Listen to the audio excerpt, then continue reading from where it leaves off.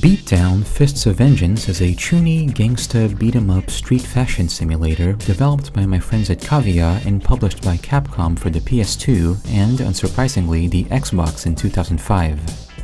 Remember when GTA happened and suddenly millions of sheltered kids all around the world wanted to be real G's and do drive-bys with their homies? I do. I was one of them. Beatdown is one of the few Japanese entries into that particular gold rush, along with titles such as Urban Reign and Final Fight Streetwise. Most beat-em-ups were already about fighting evil gangs in grimy concrete jungles, so it was a pretty obvious road to go down. This time, you are the evil gang. You're the one skulking around at night, robbing people at knife point so you can buy a new wallet chain to evade police detection. There are 5 playable characters, all of them members of the very diverse Zanetti crime family, who become marked for death after being framed by their superiors for a botched drug deal. Now on the run, you must start from zero, slowly gaining power and influence as you take revenge on Zanetti and find out why you were set up and who was really behind it all. If you'll remember my Bullet Twitch video, which you don't, I introduced Beatdown as 9-year-old me's favorite game. That might have been something of an exaggeration, but I do have many fond memories of this game, which I'm about to describe in far more detail than necessary. They're stored in the same folder as all the times I believed my cousin when he lied to me about unlocking the hot coffee mode. Or that time my dad sold my copy of Persona 3 for crack money. And that one time I played 50-cent Bulletproof and thought he was just so awesome that I cut out his tiny head from a magazine and glued it on my bedroom wall. No posters, no decorations of any kind, just his head.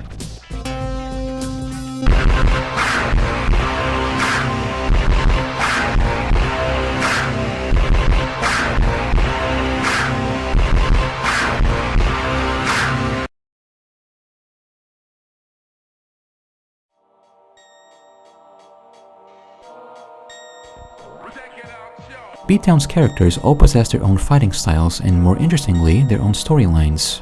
It's something that sounds cool and impressive on paper but doesn't quite come together in practice, which you'll find is a common theme with this game. We can see they start with healing items, weapons, and cash, and later on we get level ups, new moves, and skill points, meaning Beatdown did the whole action RPG beat-em-up hybrid thing nearly 4 months before Yakuza. Good job, guys. The game takes place in Las Sombras, a city of perpetual crime and violence where it's always the dark hour, just like Persona 3. Not that I would know. There are precisely 2 things you do in Beatdown. The first is beating people either half or fully to death. The second is running through these little final fight levels, avoiding eye contact with everyone on the way to your objective, or most likely the Blink store. Up above your life bar, you'll find 2 icons representing detection by both cops and other gangsters. Letting either of them get to 100% is a very bad idea. Commit enough crimes and cops will pursue you on top of trying to arrest you on sight. Gangster detection is increased by breathing near anyone while walking outside. Maxing this out means you'll get jumped every 10 seconds, and have to either constantly fight everyone or run away into a loading screen. The only way to keep detection low is through changing your looks. New clothes, tattoos, plastic surgeries. More expensive means a bigger detection decrease. There's even certain spots in the map that let you change your clothes like you're slipping into a cartoon disguise. This is all pretty ridiculous, but it's also exactly what I love about this game. It wants so badly to fit the 2005 American idea of cool, as admitted by the game's producer Tatsuya Minami in an interview, but it can't help but have these comically Japanese ideas and details all over the place. Like, yes, of course there's a main mechanic about buying all the nicest clothes. Of course you gather your party to do side quests. Of course the gang leader is a fighting game goth woman with a katana. With 2 katanas. Oh, we're so gritty and dark, you got the drugs. Anyway, here's this god hand character.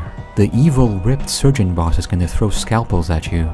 Each of the game's chapters function almost like self-contained manga arcs. You defeat the villain of the week and suddenly there's a cutscene where the real villain sends out another bad guy at you.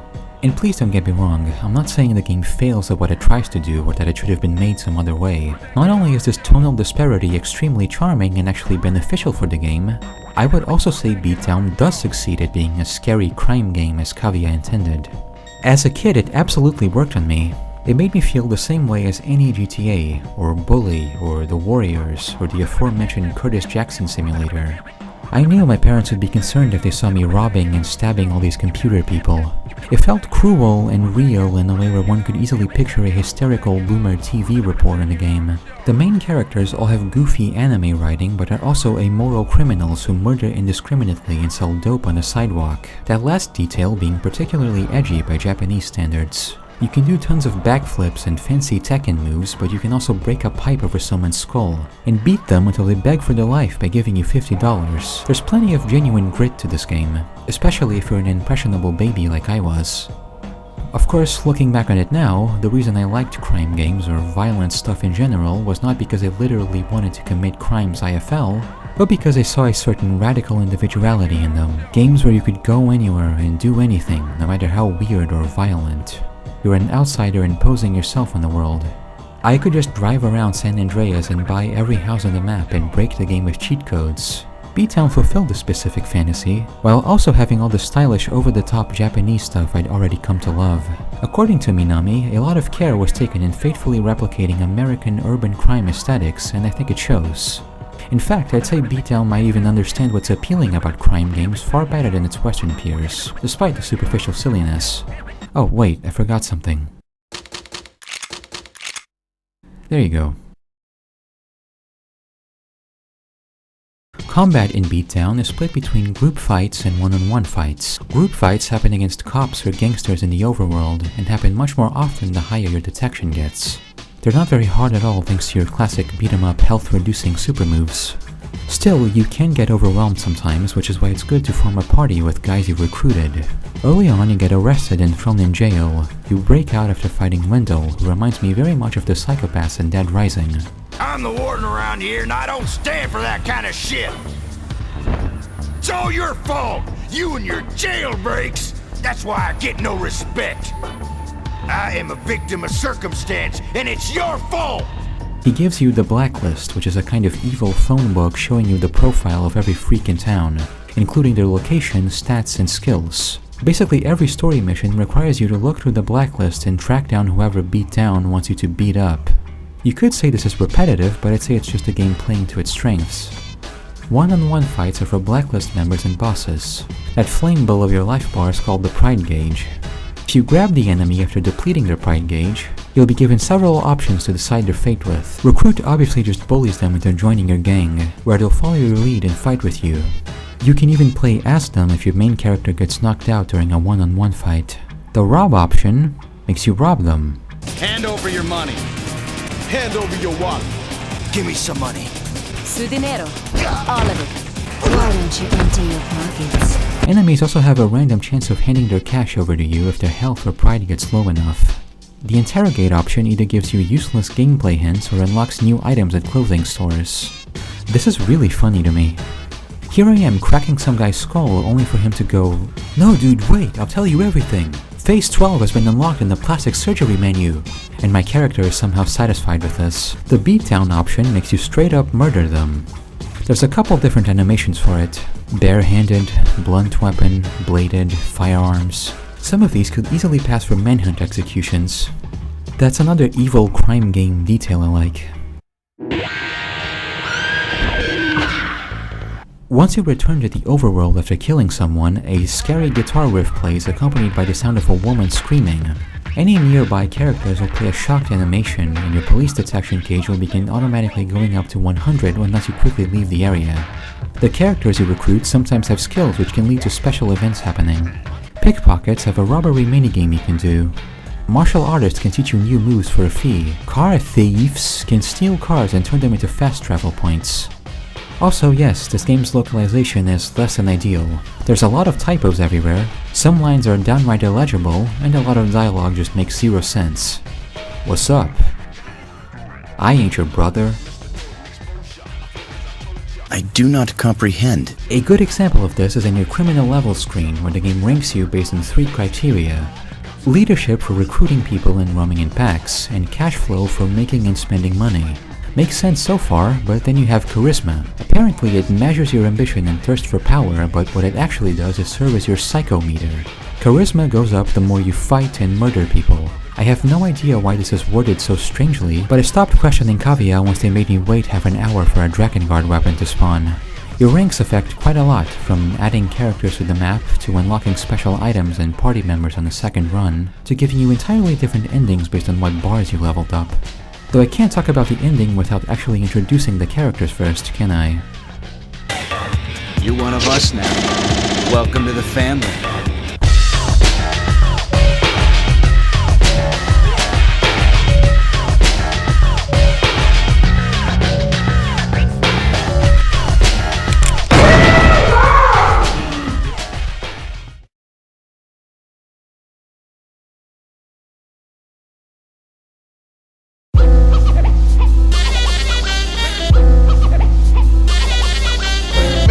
The manual for Beatdown is written like an in-universe police report by Chester, one of the game's antagonists. It features a short bio for all 5 main characters.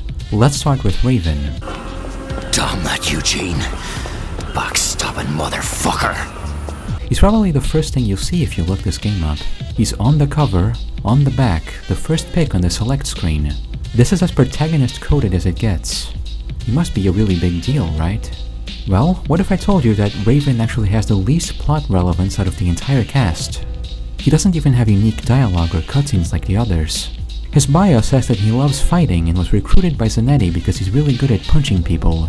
When the crew splits up after the drug deal trap, Raven's first thought is that he needs to kill everyone just to be sure. He does not strike me as someone with an inner monologue. He's got a cool design and a very fun all-rounder moveset, but otherwise he might as well be one of the generic gangsters you beat up. What the fuck happened here? Around 10 years ago, I would clip weird stuff I found in games and upload them to my channel as a series called Video Games Are Good. Obviously just a classics of game ripoff, but we can overlook that. One of those videos was just a compilation of various Raven quotes with a stupid accent, made for harassing an Irish internet acquaintance of mine. Wanker! That's all you'll ever be too! I guess I could always squint really hard and pretend I'm playing a game adaptation of Bronson. What the hell was Eugene doing there? Why was he trying to kill me? Doesn't he trust me anymore? Next up is Gina, the blonde femme fatale of the group. Her entire backstory revolves around Eugene, a high-ranking Zanetti capo. He's the one who brought her into the mafia and taught her how to fight, the two eventually becoming lovers. Until, of course, Eugene betrays Gina and plays the drug deal turned bloodbath on her crew. You'll forgive me for not seeing the conclusion of this plotline. I do like Gina anyways. She has a very flashy moveset, lots of backflips and juggles that look absolutely ridiculous in a game this edgy. I also changed her very ugly outfit into something more respectable. I actually tend to like how everyone looks in their mafia suits way more than their real outfits. Anyway, next I'll introduce not a character, but a boss. This is Ignacy, the subject of Chapter 3. He's a vicious assassin sent by Zanetti to take you and your gang out. I really enjoyed this chapter because it feels like all of Beatdown's best ideas in one place. Basically, Ignacy will randomly pick someone you've recruited and place you on a timer. If you fail to reach your friends in time, they'll die. There's a few police blockades forcing you to go the long way around to your objective, and plenty of gangsters to raise your detection level, making fights unavoidable. It's as dynamic as they could make it, I think. Lots of ways to navigate some fairly easy challenges. Ignacy's first victims are Basilio and Angelica, 2 street urchins belonging to a rival gang. They don't mean anything to you, but that's where Jason G comes in. It was a trap. The whole thing was a setup. And what the hell was Eugene doing there? Oh man. Basilio. Angelica. The G stands for Grappler according to the game's Japanese intro. Said intro also features an insert song by the hip-hop group EDO. It plays over random footage of Raven running into trains and plastic surgery bloopers. It's a lot goofier than I'd expect. The manual describes Jason as someone who values friendship above all else and is always willing to help others out. He grew up with Basilio and Angelica as orphans. Jason gets a pretty long cutscene in Chapter 3 where Angelica dies in his arms. The only reason they joined the cartel was to make enough money to carve out a good life for themselves and Jason, who had gotten involved in organized crime from an early age for the sake of supporting the other orphans. This whole thing is once again obscenely Japanese, but being acted out by a guy wearing 2004 rap video gear. It's fascinating. Eventually, Ignacy will get tired of playing around and summon you to an abandoned subway station while you finally meet the man himself. I have unusually vivid memories of fighting this boss as a kid. I think I was playing as Raven. Despite first playing it nearly 20 years ago, I never forgot his name, his fighting style, and me dying 30-something times to him. This playthrough was at a similar ballpark. I also remember sitting down outside reading through a game magazine, hoping to find cheats for Beatdown but finding only GameShark codes and getting annoyed. Jason has a special cutscene with Ignacy after beating him. Fuck you! I guess you could call it that. I'll remember this. Yeah, I did. There ain't nothing I hate more than being betrayed. Someone's plotting against me, and I don't like it. No hay problema. This'll be no problem. It's time for Lola. She's a South American capoeira master, trained in guerrilla warfare since childhood and working as an undercover cop within the mob. That's not a spoiler, you find out like 5 minutes into her story. What I want to find out is how they managed to create this character without getting sued by Namco. Lola seemed very broken from what little I've played of her. Her fights are about pressing triangle to transform her into a human blender, capable of stun-locking everyone to death. Play as her if you want the fighting your annoying cousin on Tekken experience. And last but not least, we have the character I actually chose for my playthrough, and who you've been staring at for most of this video. Aaron. Eugene, that motherfucker. This whole thing is aimed at me. Aaron is the bastard son of Zanetti, the mob boss, which instantly makes his story the most important. He's the closest thing Beatdown has to an actual protagonist. After the crew escapes, we get a flashback where Zanetti orders Aaron to kill everyone in his group as they're becoming too strong and could pose a threat to him. Aaron obviously refuses and then gets disowned by the old man. This makes the betrayal at the docks much more personal. I enjoyed what little character Aaron has. This arrogant, be-shonen playboy on a quest to take what's rightfully his, becoming just as vicious and power-hungry as his father in the process. I'll kill anyone who tries to stand in my way. Too late to apologize now. The strong have the right to rule over the weak. I'll kill any motherfucker stupid enough to stand in my way now. My war, my revenge starts now. I'm coming for you, Eugene. You too, Pops. Hope you're ready. The manual describes him as extremely nihilistic. Fittingly, a lot of my time as Aaron was spent robbing people and blowing all their cash in fancy suits. I need to look my best when committing parricide. Something fun I noticed was that Aaron and Zanetti share a similar moveset. Same with Gina and Eugene. It's a good way to imply a deep connection between characters while also going easy on the devs. As a result of my Patrick Bateman role-playing, I'd gotten my cash flow meter decently high, which put me on track for the money ending. There's a certain choice to be made in the game's final moments, and the choice depends on your rank. In my case, Aaron picked up around $5 million in cash and retired from the crime life forever, now spending his days in a fun tropical paradise, which goes against his entire character but is also hilarious. I don't really give a shit anymore. Don't let my mockery fool you. Beatdown is a very good game. It's got plenty of flaws and unrealized potential, but I feel no need to put on my serious hat and sigh about what could have been. Instead, when I look at the game with my special caviar eyes, I just find it shockingly competent. Sure, there's long loading times and poorly balanced fights all over the place, but not only can I sidestep all these issues with emulation, they are common and normal issues present in thousands of games. It's not this shit.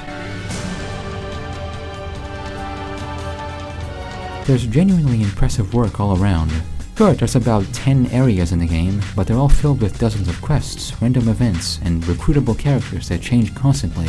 You'll find secret battles and cutscenes depending on chapter, location, the clothes you're wearing, or how many times you punch a random shutter somewhere in the map. There's enough here to do multiple runs while still retaining some novelty. It's deep, not wide, basically. Pleasantly short and to the point. Whereas Bullet Witch perfectly embodies 2006 cosplay emo girl sensibilities, mostly thanks to her highness Atoko Tsushima, Beatdown is the product of similarly inclined, though slightly more serious and less insane people, channeling contemporary urban crime aesthetic into something that feels less like GTA and more like a playable pen and pixel album cover. It's an over-the-top seinen take on an American gangster story, which the Japanese have always enjoyed doing, and also stops it from feeling dated or awkward. It certainly gets a motherfuck yeah in the My Killer Melody rating scale. Both games are going for Western appeal in completely different directions, and are both successful according to me, the only person who understands them. In fact, I've understood Beatdown for nearly my entire life.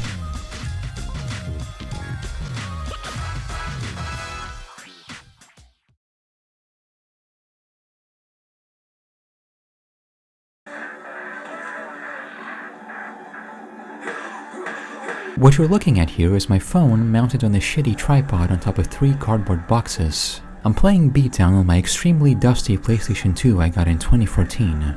It's a small miracle the game is running at all given the disc reader's condition. I never needed to be convinced of this, but playing an old game on real hardware does feel very different from emulation.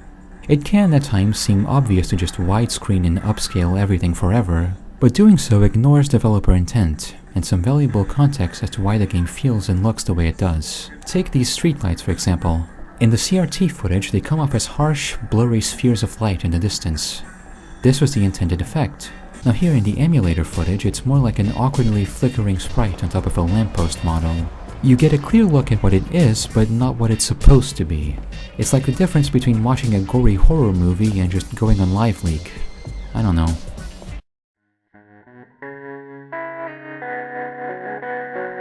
It struck me while recording this that I used to do this exact same thing, in this exact same way, in this exact same room all the way back in 2010, setting up a camcorder in front of Resident Evil 3, pausing the video halfway through to recommend the San Andreas multiplayer server I liked, asking people to rate 5 stars, showing off my custom wrestlers in SmackDown vs. Raw, and then getting a comment asking me how I got that awesome pattern on the pants, and then showing off my glitchy and broken custom parks in Tony Hawk's American Wasteland.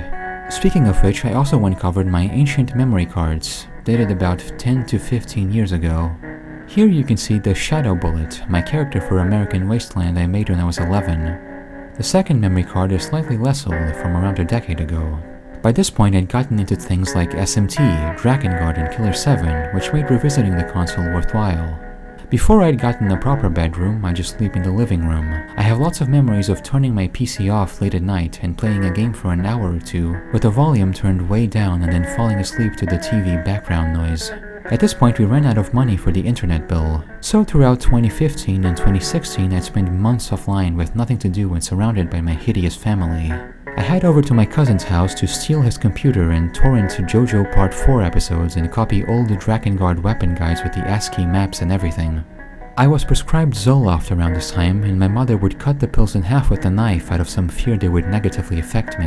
I can't think of a better video game for stuff like this to be happening around. I do remember making it to ending E at least. I also got decently far into Xenosaga 3 and Digital Devil Saga 2. I remember my father and uncle getting into a shouting match after the latter had reported us to child services. I was playing Killer 7 at the time. I was an angel in that yellow gradient hallway next to the Vinculum Gate.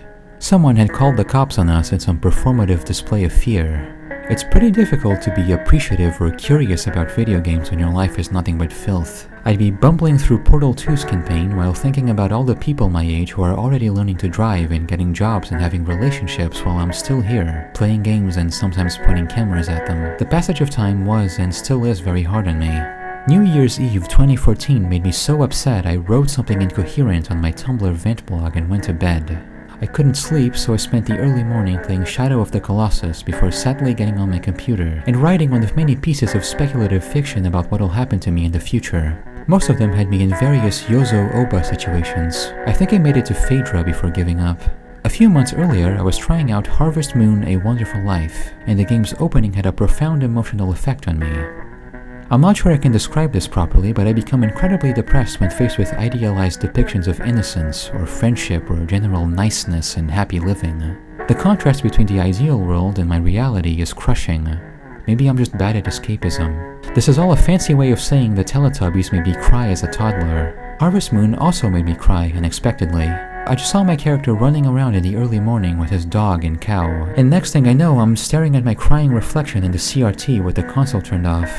I was 15 years old then, and felt, perhaps correctly, that my life was already over. Actually, now that I think about it, I could probably just launch PS2 games off a USB drive and skip using the dying disc reader at all.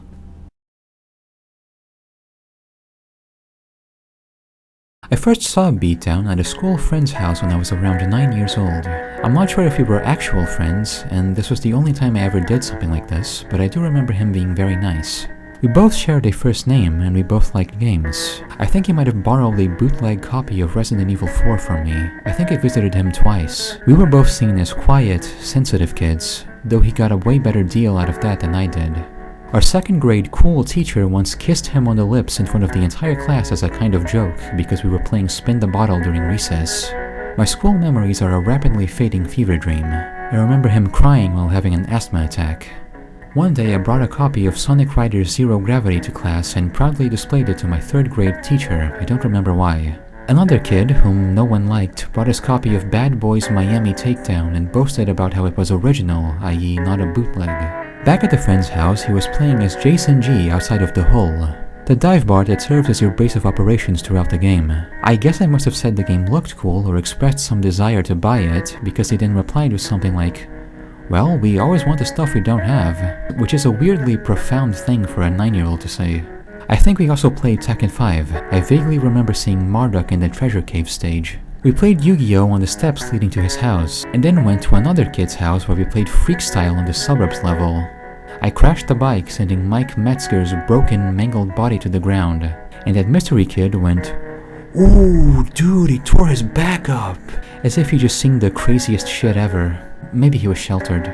I did buy Beatdown thanks to my friend, which is where most of my memories come from. 1 year later, I would drop out of school, and the world, and life in general. I never saw my friend again. Whatever the case, I'm sure he's doing a lot better than me now. I haven't returned to the world since then, and I probably never will. That blast door was shut a long time ago. I'm still here, more or less the same person I've always been. Still playing games and sometimes recording them. Still dealing with defective and borderline cursed hardware. Just last month I switched computers and all my files from the old PC mysteriously failed to copy to an external drive. So I lost absolutely everything I'd made over the last 4 years, including all the files for the upcoming Yumimi Mix review. The only reason that video currently exists is because I suddenly became clairvoyant and decided to copy the unfinished script to an USB drive just in case. Then I enslaved myself for a week to re-record all the footage and re-download all the files I needed. It's very hard to explain to the non-destitute how pervasive this kind of thing is and how insane it makes you. It's always been like this for me, but I've always considered all my projects until this one to be entirely disposable, so it never hurt quite as much. Of course, that only means the demiurge will bite down even harder now. I'll try to be more prepared from here on out. Seems way too early to call it quits just yet. I feel the same way about Beatdown right now as I did back then, and for largely the same reasons. In fact, my appreciation for the game has only increased. I was surprised by how much of it did come together in the end despite itself, and how well it held up to my adult scrutiny. People really hate this game for some reason. They talk about how it's too broken and janky while begrudgingly admitting it has some cool ideas. These are the same people who love old games by asking for them to be remade, so I'm totally okay ignoring the crowd here. I can say with some confidence that Beatdown succeeds at nearly everything it sets out to do. There's no so bad it's good kusoge here. It's just a good game whose rougher elements can instead come off as charming or funny if you have the right eyes for it. It's so good, in fact, that it dug up some buried memories and forced me to confront my wasted life, but that's okay. All my memories of Beatdown itself are very nice and pleasant anyway. My only regret is not gluing a cutout of Raven on my wall next to 50 Cent's head. Thank you, Kavya. I'm gonna join a gang now. I'm out of here. Smell me.